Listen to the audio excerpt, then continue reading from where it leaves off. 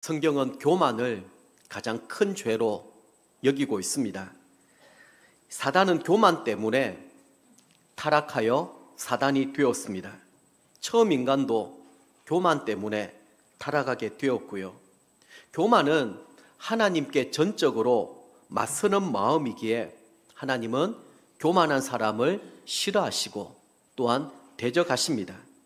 그래서 나니아 연대기의 원작자인 C.S. 루이스가 이런 말을 했습니다. 교만에 비하면 다른 죄들은 벼룩에 물린 자국과 같다. 그만큼 이 교만이 무섭고 두려운 것이고 우리를 무너뜨리게 만드는 것입니다. 자, 그러면 사람들이 교만에 빠질 때가 언제이겠습니까? 모든 일들이 잘 될 때입니다.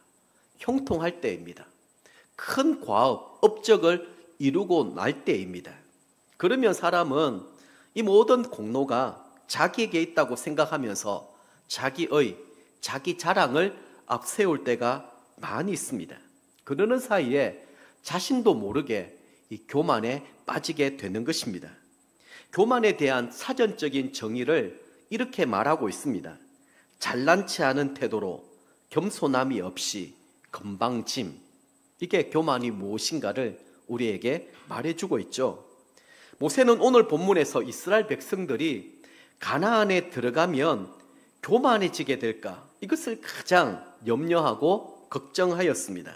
그래서 이스라엘 백성들이 이 광야 40년 동안의 삶을 지나오면서 하나님 앞에서 어떤 삶을 살아왔는지를 폭로하고 있습니다. 그러면서 하나님은 이런 이스라엘 백성들에게 어떤 은혜를 베풀어 주셨는지 또한 말씀하고 있습니다. 자, 먼저 첫 번째는 이스라엘아 들어라 이렇게 시작을 합니다. 9장 1절 2절 말씀 한번 보시기를 바랍니다. 같이 한번 읽어볼까요? 이스라엘아 들어라 내가 오늘 요단을 건너 너보다 강대한 나라들로 들어가서 그것을 차지하리니 그 성읍들은 크고 성벽은 하늘에 닿았으며 크고 많은 백성은 내가 아는 아낙 자손이라. 그에 대한 말을 내가 들었나니 이르기를 누가 아낙 자손을 능히 당하리요 하거니와. 아멘. 신명기 9장은요 다시 쉐마 들어라 라고 하는 명령으로 시작됩니다. 지난 주일 우리 모두 살펴보았습니다마는 이 들어라 쉐마에 해당하는 이 원어는 주의 깊게 듣다, 경청하다 이런 뜻이 담겨 있습니다. 모세는 만만치 않는 이 대적들을 바로 눈앞에 두고 이제 이스라엘 백성들이 심기일전하여 가나안 입성을 준비하도록 하고 있습니다. 본문에 보면 지금 이스라엘 전력으로는 도무지 가나안 족속들을 몰아낼 수가 없는 것입니다. 그래서 2절 마지막 절 보면 누가 아낙 자손을 능히 당하리요 이렇게 기록이 되어 있습니다. 본문을 보면 이스라엘 백성들의 힘과 능력으로 이 거대한 족속, 이 아낙을 몰아내는 것은 정말 힘들고 어렵다라는 것을 또 이렇게 표현을 하고 있습니다. 2절 말씀 우리 읽었습니다만 다시 한번 보시기를 바랍니다. 크고 많은 백성은 네가 아는 아낙 자손이라. 그에 대한 말을 네가 들었나니 이르기를 누가 아낙 자손을 능히 당하리요.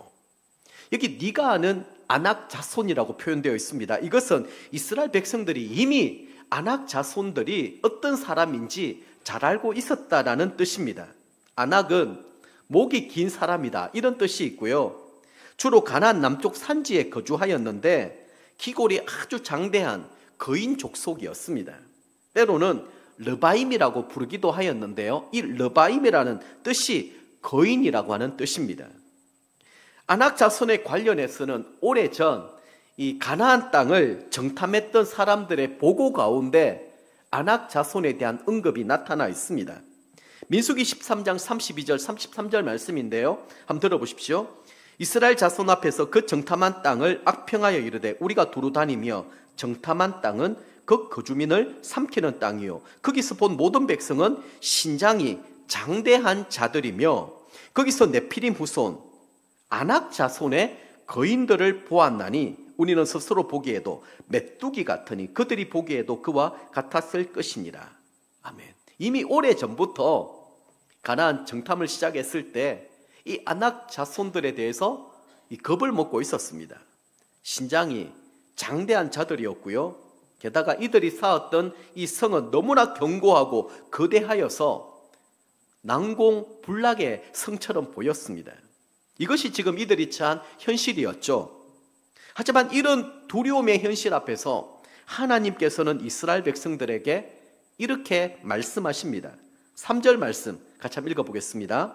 오늘 너는 알라 내 하나님 여호와께서 맹렬한 불과 같이 내 앞에 나아가신즉 여호와께서 그들을 멸하사 내 앞에 엎드러지게 하시리니 여호와께서 내게 말씀하신 것 같이 너는 그들을 쫓아내며 속히 멸할 것이라. 아멘. 자, 2절에는 네가 아는 아낙 자손이라고 얘기했습니다. 가나안 정탐 때부터 이들이 가졌던 두려움에 대해서 여러분들에게 말씀을 드렸습니다. 그 반대되는 표현이 오늘 3절 오늘 너는 알라라는 것입니다. 네가 알고 있는 지식 그게 아니라 알아야 될 지식이 있다라는 것입니다. 그것이 무엇이겠습니까? 사실 이스라엘 백성들의 힘으로 가나안 땅 정복하지 못한다라는 것 그들도 알고 있었고 하나님도 잘 알고 있었습니다. 현실적으로 도무지 불가능한 그런 상황이었죠. 그런데 지금 이 순간에 이스라엘이 붙들어야 될 지식 그것은 그들이 알고 있는 경험 그들의 판단 그것이 아니라 하나님을 아는 지식입니다.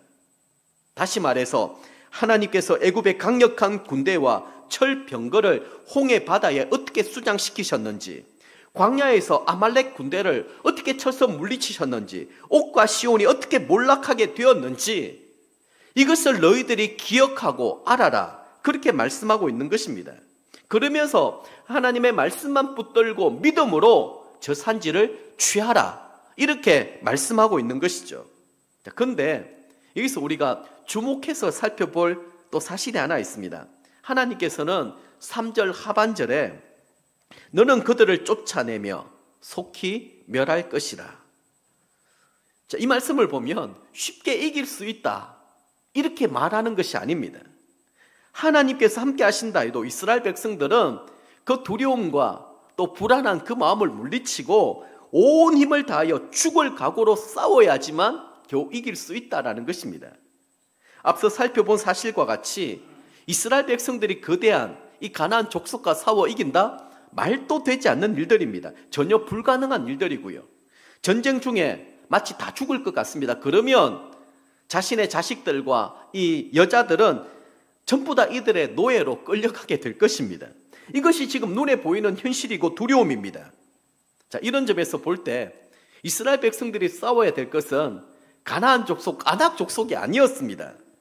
자기 자신과의 싸움이라고 말할 수 있겠죠. 왜냐하면 지금 이스라엘 사람들은 싸우고 싶지 않은 것입니다. 너무 두렵고 너무 불안해서 그냥 도망가고 싶은 마음들이 많습니다. 오죽하면 그들이 보기에 우리는 메뚜기같이 여겨진다 이런 표현을 했겠습니까? 사실 대부분의 사람들이 어떤 문제를 겪게 될 때 위기에 처하게 될 때 비겁하게 도망가든지 회피하려고 하는 마음들이 참 많이 있습니다. 이 문제를 적극적으로 맞서 싸우고 해결하려고 하는 참 그런 것들이 쉽지 않은 일들이죠. 그런데 하나님께서는 약속의 말씀을 붙들고 믿고 싸우라 그렇게 말씀하고 있습니다. 그렇다면 우리는 또 이런 생각들을 해볼 수 있을 것 같아요. 자, 이스라엘 백성들이 무조건 싸우라고 하는데 뭔가 싸울 건덕지가 있어야 되지 않겠습니까? 좀 더 힘이 있고 여유가 있으면 예를 들어서 막 강력하게 광야에서 군사훈련을 받았다든지 아니면 이 핵무기 같은 굉장히 강력한 무기를 이들이 들고 있다라든지 그러면 두려움도 불안도 없었을 것입니다. 그런데 하나님께서는 아무것도 없는데 도대체 저 강대한 족속들과 어떻게 싸워 이기라는 것이냐 이해가 되지 않는 것이죠. 하나님께서 지금 이스라엘에게 무엇을 가르쳐주고 계실까요? 이스라엘이 싸워야 될 것은 어떤 무기나 그들이 가지고 있는 어떤 능력이 아니라 하나님의 은혜와 능력으로 싸워 승리하는 법을 배우게 하시기 위함입니다. 자, 그런 의미의 생각해 볼 때 우리에게 힘이 많으면 안 됩니다. 가진 것이 많아도 안 되고요. 힘이 있고 여유가 있고 가진 것이 많이 있으면 그거 의지하게 되거든요. 일단 그거 가지고 한번 해결해 보려고 하는 것이거든요. 우리는 우리 자신을 누구보다도 잘 알고 있습니다. 여유가 있으면은요, 내가 가진 것이 많으면은요, 절대로 간절해지지 않습니다. 갈급함도 없고요. 우리는 고난과 위기의 순간을 겪어오면서 나 자신을 의지하지 아니하고 하나님이 누구신가를 알게 됩니다. 경험하게 됩니다. 그러면서 내가 할 수 없는 일들이기 때문에 하나님 앞에 부르짖게 되고 하나님 앞에 간절한 마음으로 기도하게 되는 것입니다. 때로는 금식하고 작정하며 하나님 앞에 매달리게 되는 것이죠. 그 순간에 하나님의 은혜가 임하고 하나님의 능력이 임하는 것입니다. 그러면서 우리에게 있는 위기와 어려움의 문제들을 하나씩 하나씩 극복하고 해결해 나가는 법을 배우게 되는 것입니다. 그래서 하나님은 우리에게 힘도 여유도 안 주시는 거예요. 이게 감사할 일입니다. 내게 물질이 많이 있고 또 내 몸이 너무 건강하고 아무런 고민도 걱정도 없다고 한다면 우린 하나님 앞에 이런 간절함, 절실함, 절박함이 없을 것입니다. 이런 일들을 통해서 하나님의 은혜가 무엇인지, 하나님의 도우시는 그 능력이 무엇인지를 살아가면서 우리는 배우게 되고 하나님을 더 철저하게 신뢰하고 하나님과 동행하는 삶을 살게 되는 것입니다. 자, 두 번째는 하나님의 공의에 대한 부분인데요. 4절 말씀 한번 읽어보도록 하겠습니다. 네, 하나님 여호와께서 그들을 내 앞에서 쫓아내신 후에 내가 심중에 이르기를 내 공의로움으로 말미암아 여호와께서 나를 이 땅으로 인도하여 들여서 그것을 차지하게 하셨다 하지 말라. 이 민족들이 악함으로 말미암아 여호와께서 그들을 내 앞에서 쫓아내심이니라. 아멘. 지금 이스라엘 백성들이 가나안 땅을 차지하는 것은 그들의 잘남, 그들의 능력, 그들의 공의 때문이 아니라는 사실을 분명히 말씀하고 있습니다. 하나님의 공의 때문이라는 것이죠. 이스라엘 백성들이 가나안 땅을 차지할 뭔가 자격이나 능력이 있어서 그렇게 된 것이 아니라는 것입니다. 이스라엘이 가나안 땅을 기업으로 받게 된 이유는 오직 하나님의 은혜이고 하나님의 축복이었습니다. 하나님이 이들의 조상과 맺었던 그 언약을 신실히 이루어 나가시고자 하시는 하나님의 계획이고 하나님의 작정하심 때문이었습니다. 이 가나안 민족들의 악행을 심판하시는 하나님의 공의 때문에 이스라엘 백성들을 그 땅을 차지하게 되고 그 악한 자들을 다 몰아내게 하신 것입니다. 자, 그런 의미에서 볼 때 구원은 이스라엘 백성들이 자랑할 수 있는 것이 아무것도 없다라는 거예요. 우리도 마찬가지입니다. 우리 가운데 있는 의로움은 없습니다. 우리가 앞에 찬양을 드렸습니다만 보소서 주님, 내게는 선한 것이 아무것도 없습니다. 사실 이게 은혜 받은 자들의 고백입니다. 바울 사도님도 그렇게 말씀하지 않았습니까? 오라, 나는 공고한 자로다. 누가 나를 이 사망의 몸에서 건져내랴. 뿐만이 아니라 나는 죄인 중에 괴수로다. 여러분, 은혜를 받게 되면 이 사실을 깨닫게 되는 거예요. 하나님의 은혜, 하나님의 능력이 없으면 나는 한순간도 살아갈 수 없다. 모든 것이 하나님의 은혜고 하나님의 인도하심이다. 이것을 깨닫게 되는 것입니다. 자, 그러면 이스라엘 백성들이 어떻게 이런 축복과 은혜를 받게 되었을까요? 이것은 전적으로 하나님이 그들을 택하시고 불러주셨기 때문입니다. 많은 족속, 많은 민족 가운데 하나님이 이스라엘을 부르시고 택하여 주셨던 것이죠. 이 말은 다른 말로 표현하면 이스라엘이 아니고서라도 하나님은 다른 사람을 일으켜서 이 일을 이루어 주실 수 있다라는 것입니다. 내가 똑똑하고 잘나서 다른 사람들보다 뭔가 눈에 띄는 일들이 있기 때문에 하나님이 나를 택하고 불러주신 것이 아니라는 거예요. 자, 그러면 우리는 이 세상에서 어떤 자세로 살아가야 될까요? 어떻게 사는 것이 하나님의 축복과 은혜를 누리는 삶을 살게 하는 것일까요? 다음 두 가지를 꼭 기억해야 됩니다. 하나는 하나님께서 많고 많은 사람 중에 이 일에 나를 택하고 불러주셨다라는 거예요. 하나님의 구원의 역사를 이루시기 위하여. 이게 하나님의 은혜고 하나님의 축복입니다. 나보다 훨씬 더 똑똑하고 잘난 사람들 많이 있습니다. 얼마나 많이 있습니까? 그런데 하나님이 나에게 축복받을 수 있는 기회를 주셨다라는 거예요. 또 다른 하나는 하나님이 다른 사람이 아니라 나를 통하여 하나님의 역사 기적을 이루어 나가시기를 원하신다라는 거예요. 우리 자신을 돌아보면 한심할 때가 참 많습니다. 늘 하나님의 뜻과 반대되어 갈 때가 많이 있습니다. 조금만 영적인 긴장감을 늦추게 되면 또다시 옛 모습으로 돌아가 버립니다.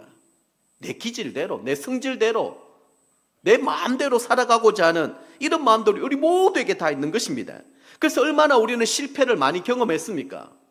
좌절을 얼마나 많이 경험했습니까? 야, 나는 정말 구제불능이다. 어떻게 나 같은 사람을 하나님이 사랑하실 수 있을까? 그래서 우리는 반항하기도 하고 하나님의 은혜를 떠난 삶을 살기도 하였습니다. 그런데도 하나님은 기다려 주셨습니다. 우리를 불러주셨습니다.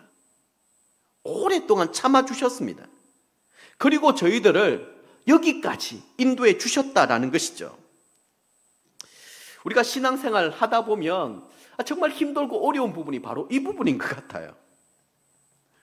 죄의 권세와 죄의 권세와 싸워 이길 수 있는 능력이 내게 있지 않고 하나님께 있다라는 거예요. 내 힘과 내 의지대로 뭔가를 할 수 있으면 얼마나 좋겠습니까마는 우리는 전적으로 부패하였습니다. 전적으로 타락했습니다. 여러분, 칼빈의 5대 교리를 보면 제일 중요하게 다루는 게 인간의 전적 타락이고 부패고 무능입니다. 우리는 선한 것을 할 수 있는 것이 아무것도 없습니다. 우리 인간들끼리 모여서 기껏해서 얘기하는 것들이 뭐냐 하면 결국 바벨탑을 쌓는 거예요. 하나님처럼 높아지려고 하는. 그게 우리 인간의 본 모습입니다. 기질입니다. 우리를 대적하는, 공격하는, 유혹하는 마귀 사단의 세력이 너무 강력하여서 도무지 우리는 이겨낼 수가 없습니다. 그래서 우리 신앙생활 가운데 힘들고 어려운 부분이 바로 이 부분이죠. 이 세상을 싸워 이길 수 있는 능력, 지혜, 그 힘이 내게 있지 않고 하나님께 있기 때문에 우리는 끊임없이 하나님께 부르짖어야 되고 하나님께 매달려야 되고 하나님의 도우심을 받아야만 살 수 있다라는 것입니다. 그럼 내가 할 수 있는 것은 아무것도 없네요. 맞습니다. 안 하는 게 좋습니다. 하면 할수록 죄만 더 많이 짓게 될 것입니다. 하나님의 영에 사로잡혀 있지 아니하고 성령님의 충만함을 덧입지 아니하면 우리 인간들이 하는 모든 것들은 악한 것일 뿐입니다. 이 사실을 우리 모두 인정해야 됩니다. 그래서 우리가 날마다 하나님 앞에 엎드리고 하나님의 은혜를 구하고 하나님의 능력을 구하는 것, 이것이 얼마나 신나고 즐거운 일인지 모릅니다. 우리가 하나님의 도우심을 받아서 도무지 불가능하게 느껴졌던 이것을 하나씩 해결해 가다 보면 긴장감이 있기도 하지만 궁극적으로는 정말 신나고 즐거운 일이에요. 한번 생각해 보십시오. 지금 나에게는 아무런 지혜도 능력도 없습니다. 근데 필요한 순간마다 하나님 앞에 기도하기만 하면 하나님의 지혜와 능력을 공급받을 수 있는 거예요. 그리고 생각지도 못했던 일들이 막 일어나는 거예요. 여리고성을 보십시오. 7바퀴를 돌았더니 갑자기 성문이 와르르 무너져 내리고요. 아니, 자기들이 두려워하는 줄 알았는데 거기 정탐꾼들이 갔을 때, 기생 라합의 집에 갔을 때 그런 얘기를 하잖아요. 우리가 소문을 들었다. 너희들 때문에 간담이 서늘하다. 우리가 지금 두려워하고 있다. 우리는 두려워할 존재가 아니라 두렵게 만드는 존재인 줄 믿으시기를 바랍니다. 우리가 하나님의 영의 충만함을 입고 이 세상을 살아가다 보면 세상 사람들이 우리를 조롱하고 비난하는 것이 아니라 오히려 우리를 두려워하게 되어 있습니다. 왜냐하면 하나님이 함께 하시기 때문이죠. 그래서 이스라엘 백성들이 가나안 땅을 점령하는 것, 그들의 잘남, 그들의 의 아닙니다. 철저하게 하나님의 은혜고 하나님의 축복이고 하나님의 인도하심이라는 것이죠. 자, 이제 세 번째는 모세의 중보 기도에 대해서 한번 살펴보겠는데요. 6절 말씀 같이 한번 읽어보겠습니다. 그러므로 내가 알 것은 내 하나님 여호와께서 내게 이 아름다운 땅을 기업으로 주신 것이 내 공의로 말미암음이 아니니라. 너는 목이 곧은 백성이니라. 아멘. 하나님은 이스라엘 백성들에 대하여 어떻게 지금 말씀하십니까? 목이 곧은 백성이다. 목이 곧다 이 말은 소에서 나온 표현이거든요. 소가 한번 고집을 부릴 때 보면 옆에서 당겨도 돌아보지 않고 뒤에서 당겨도 가지 않고 자기 하고 싶은 대로 고집스럽게 가는 것인데 이것을 두고 하는 얘기입니다. 다른 사람 얘기가 아니고요. 내 얘기입니다. 그리고 7절 하반절 보면 또 이렇게 기록되어 있죠. 네가 애굽 땅에서 나오던 날부터 이곳에 이르기까지 늘 여호와를 거역하였다. 이게 타락한 인간의 모습입니다. 사실 이스라엘 백성들이 하나님 앞에 얼마나 골치 아프고 고집스러운 사람들이었는가 하면 하나님께서 이스라엘 백성들을 아예 가능성이 없다 그렇게 판단하면서 광야에서 완전히 다 멸하려고 했던 사람들이었습니다. 그런데도 이 사람들이 위기를 몇 번씩이나 넘기고 마침내 가나안 땅을 정복할 기회를 얻게 된 이유가 어디에 있었을까요? 그것은 이들의 영적 지도자 모세 한 사람의 중보기도 때문이었습니다. 당시 광야에서 나온 이스라엘 백성들의 수가 한 200만 명쯤 되었다고 합니다. 용인 인구가 한 100만 명이라고 하죠. 이 인구의 2배 한번 생각해 보십시오. 이들이 광야 생활을 하는 것 결단코 쉬운 일이 아닙니다. 그런데 이들은 끊임없이 하나님 앞에 불순종하고 반역했을 뿐만 아니라 사사건건 이들의 영적 지도자였던 모세를 대적하고 힘들게 만들었습니다. 하나님 보실 때에 도무지 소망이 보이지 않는 것입니다. 하나님께서 금송아지 사건 이후에 너무너무 분노하셨습니다. 모세와 대화하시면서 내가 이 백성들을 다 포기하고 이제 너 한 사람을 데리고 새롭게 다시 한번 시작해 보겠다 이렇게 말씀하셨어요. 그때 모세가 아주 위대한 이 명언을 남기게 됐죠. 자신의 이름을 생명책에서 지우는 한이 있더라도 이 백성들을 용서해 주시고 다시 기회를 주십시오. 이렇게 기도합니다. 자, 출애굽기 32장 32절 말씀 같이 한번 읽어보겠습니다. 그러나 이제 그들의 죄를 사하시옵소서. 그렇지 아니하시오면 원하건대 주께서 기록하신 책에서 내 이름을 지워버려 주옵소서. 아멘. 모세가 포기하지 않고 있는 영혼을 하나님이 어떻게 포기하실 수가 있겠습니까? 그래서 우리는 어떤 사람이든지 쉽게 포기하지 않는 것이 중요합니다. 왜냐하면 우리가 이 영혼을 붙들고 죽기 살기로 매달리고 하나님 앞에 씨름하다 보면 하나님께서 이 영혼을 만져주시고 결국에는 이 가나안 땅까지 이끌어 주시더라는 거예요. 이런 심정으로 모세는 오늘 본문에서도 하나님 앞에 또 이렇게 기도하고 있습니다. 25절 26절 말씀입니다. 같이 읽습니다. 그때에 여호와께서 너희를 멸하겠다 하셨으므로 내가 여전히 40주 40야를 여호와 앞에 엎드리고 여호와께 간구하여 이르되 주 여호와여 주께서 큰 위엄으로 속량하시고 강한 손으로 애굽에서 인도하여 내신 주의 백성 곧 주의 기업을 멸하지 마옵소서. 아멘. 하나님이 이스라엘을 멸하시겠다 그렇게 작정하셨습니다. 그런데 모세는 이런 이스라엘을 위하여 대충 기도하고 만 것이 아니라 오늘 본문을 보십시오. 자기 목숨을 걸고 40일 동안 금식하며 주야로 이스라엘을 위한 중보 기도를 올려드렸던 것입니다. 모세는 자기 자신은 이 이스라엘을 위하여 언제든지 죽을 수 있다 이런 각오와 결단이 있었던 것 같습니다. 그런데 오늘 또 중요한 표현이 있습니다. 지금 모세가 중보하고 있는 이 대상이 누군가라는 거예요. 모세의 양이 아닙니다. 26절 하반절 보면 이렇게 표현을 하고 있죠. 주께서 큰 위엄으로 속량하시고 강한 손으로 애굽에서 인도하여 내신 주의 백성, 주의 기업을 멸하지 마옵소서. 하나님의 양이라는 것입니다. 야, 모세가 어떻게 이런 기도를 할 수 있었을까? 내 것도 아닌데 하나님의 것인데 주의 백성, 주의 기업. 사실 하나님께서 이스라엘 백성들을 다 멸하시겠다라고 말씀하신 것은 어떤 의미에서 보면 모세의 믿음을 시험해 보신 것입니다. 모세가 이스라엘 백성들을 포기하면 이스라엘 백성들은 가능성이 없는 것이고, 모세가 이들의 영혼을 두고 목숨 걸고 하나님 앞에 기도하면 하나님 보실 때 가능성이 있는 것입니다. 그래서 영적 지도자 한 사람의 기도가 이렇게 중요한 것입니다.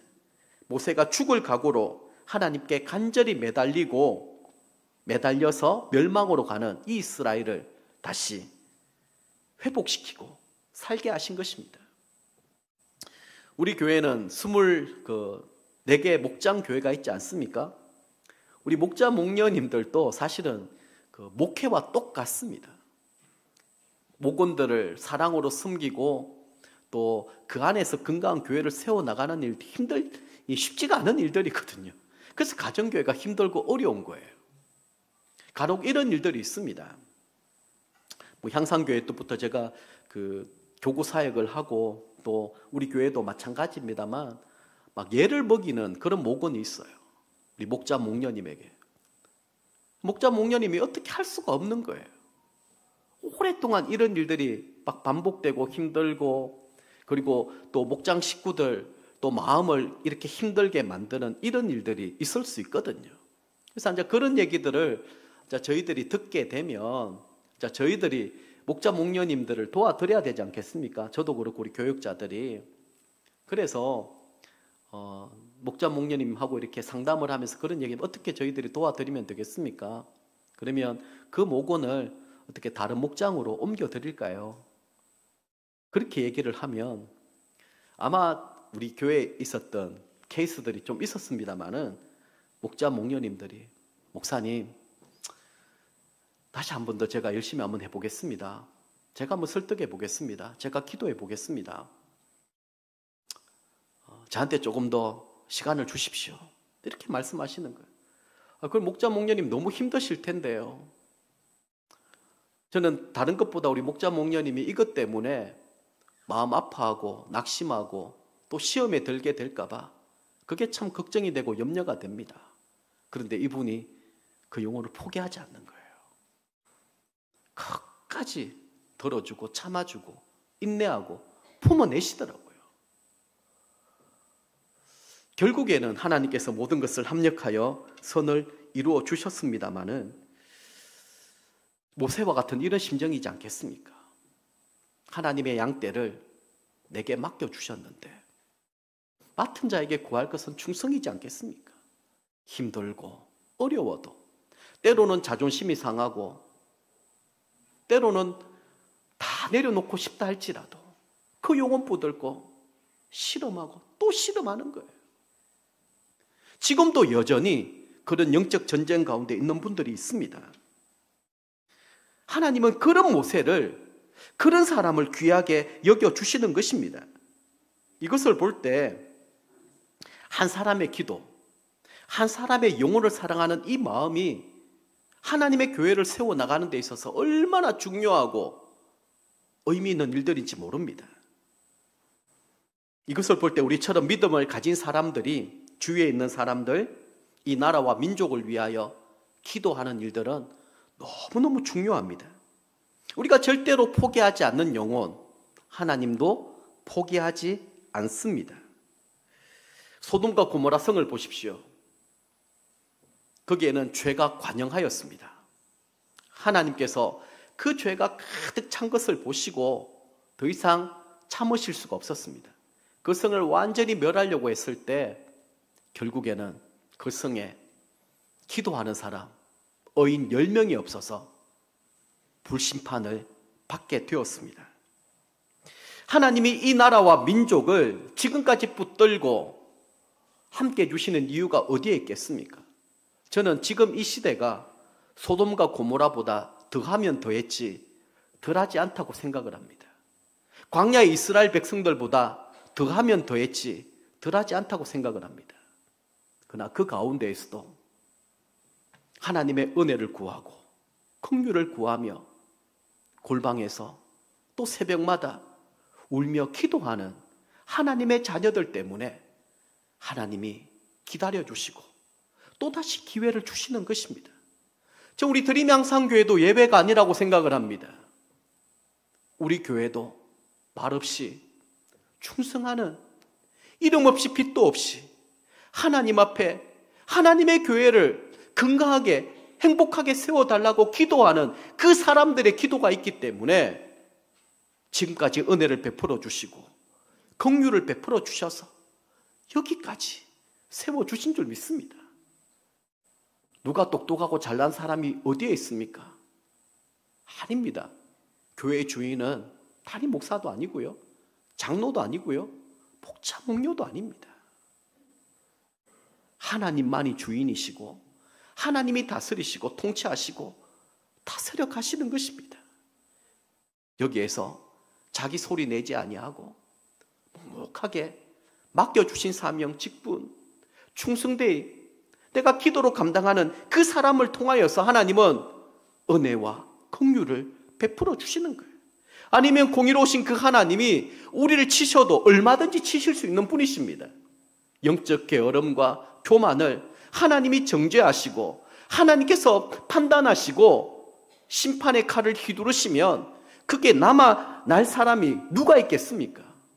그래서 우리에게는 이런 모세의 중보기도가 필요하고 우리 모두가 이런 모세가 되어야 된다라는 것이죠. 말씀을 정리하겠습니다. 우리 모두는 과거에 이스라엘 백성 못지않는 죄성과 못된 기질을 가지고 있었습니다. 다 한성질하지 않았습니까? 성질 없는 사람이 어디에 있습니까? 적어도 저는 그랬습니다. 하나님 마음을 아프게 하고 실망시켜 드렸던 적이 한두 번이 아니었습니다. 그래서 많은 실패와 아픔을 겪기도 하였고요, 또 신앙적으로 방황할 때도 있었습니다. 도저히 하나님 나 못하겠습니다, 하나님 앞에 이렇게 씨름했던 적도 있었습니다. 그럼에도 불구하고 하나님은 저를 포기하지 않으셨습니다. 끝까지 저를 품어주시고 안아주시고 다시 일으켜 주셨습니다. 상처받고 깨어질 때마다 성령께서 저를 위로하시고 다시 싸매어 주시고 고쳐주셨습니다. 사명 붙들고 주를 위해 일할 수 있는 기회를 그때그때마다 하나님께서 공급해 주셨던 것이죠. 서론에서도 잠깐 언급했습니다만 C.S. 루이스의 스크루테이프의 편지에 이런 이야기가 나옵니다. 영국의 노신사가 도서관에서 우연히 신앙에 관한 책을 읽다가 하나님에 대하여 생각하게 되었습니다. 하나님은 어떤 분이실까? 그때 사단이 찾아와서 이렇게 말하는 거예요. 야, 이제 점심시간이야. 배고픈데 뭘 그런 생각을 해? 예, 노신사는 하나님에 관한 생각을 이제 누르고 식당에 갔습니다. 점심을 먹다가 또다시 하나님의 생각이 불현듯 일어나는 거예요. 하나님 어떤 분이실까? 나는 그분과 어떤 관계를 맺어야 될까? 사단이 또다시 방해했습니다. 노신사는 사단의 말대로 그래, 밥부터 먹고 보자. 또다시 하나님의 생각이 떠올랐지만 사단의 방해 때문에 오늘은 너무 바쁜 날이야. 할 일이 너무 많은데 이런 생각하고 있을 때가 아니지. 하나님에 관한 생각을 멈추어 버렸습니다. 그는 밖으로 나와 버스에 타고 신문을 읽으면서 아무 일도 없었던 것처럼 집으로 돌아가게 되었습니다. 버스를 타고 가는 노신사 뒤에서는 사단이 회심의 미소를 짓고 있는 것이죠. 우리의 일상적인 삶이 혹시 이렇지 않습니까? 성령님은 끊임없이 우리에게 말씀하고 계시고 때로 우리에게 회개와 돌이킴, 새로운 결단을 요구하시는데도 우리가 그 생각에 귀를 닫아버리고 계시지는 않습니까? 주님은 에베소서 5장 16절에서 이렇게 말씀하셨습니다. 세월을 아끼라, 때가 악하니라. 이 말씀은 단순히 시간을 아끼라 이런 의미가 아닙니다. 여기서 때는 헬라어 원문으로 카이로스라는 단어를 쓰는데요, 결정적인 기회라는 것입니다. 그 결정적인 기회를 아끼라라고 하는 말씀은 큰값, 대가를 지불했으라도 그 기회를 사라, 그 뜻입니다. 사랑하는 성도 여러분, 기회를 놓치지 마시기를 바랍니다. 어쩌면 지금 내가 겪고 있는 이 고난이, 이 위기적 상황이 하나님을 경험할 수 있는 결정적인 기회가 될지도 모릅니다. 모세는 하나님께서 이스라엘을 다 죽이고자 했을 때 오히려 회복할 수 있는 기회로 믿었습니다. 다시 영적 부흥이 일어날 수 있을 것으로 믿었습니다. 그래서 40일 동안 주야로 금식하며 하나님 앞에 엎드려 간절히 구했을 때 이스라엘의 영적 부흥이 일어나게 된 것입니다. 왜 목사님은 모세처럼 하지 않습니까? 이렇게 묻지 마십시오. 우리 모두가 모세가 돼야 됩니다. 우리 모두가 우리 자신의 문제를 바라보면서 하나님 앞에 내 자신의 모습을 바라보고 통해 자복하며 새로워져야 됩니다. 그렇게 할 때 함께 주님의 교회를 건강하고 아름답게 세워나갈 수가 있는 것입니다. 이제는 더 이상 판단과 비난을 멈추셔야 됩니다. 누가 누구를 판단하고 비판하고 정죄할 수 있겠습니까?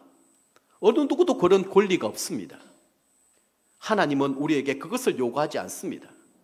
하나님 앞에서 받은 은혜와 그 사랑을 깨닫게 되면 그 사랑과 은혜가 우리 가정에, 우리 목장에, 우리 이웃들에게 흘러보내게 될 것입니다.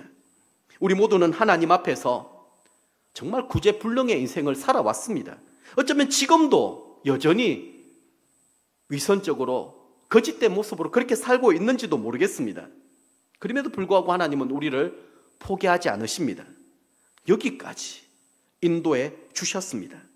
우리를 포기하지 아니하시고 또다시 기회를 주신 그 하나님을 위하여 온갖 마귀 사단의 유혹, 시험 가운데에서 뒤로 물러나거나 굴복하지 아니하고 맡겨주신 직분, 사명 끝까지 묵묵히 겸손하게 충성할 수 있는 저와 여러분의 삶이 되실 수 있기를 주님의 이름으로 간절히 축복합니다.